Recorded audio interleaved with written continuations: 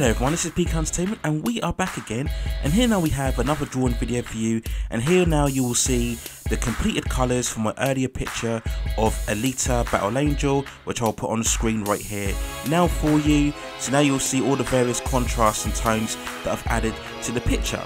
So let me know what you think in the comments below. There'll be plenty of more pictures coming up in the future. The next drawing coming up will be One Punch Man, so look out for that very soon, and I will try to be a lot more quicker and a lot more frequent with these drawings, as well as uploading other content for you within the channel.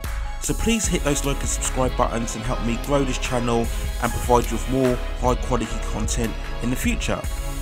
So that's it for now. Take care of yourselves and enjoy my coloured picture of Alita.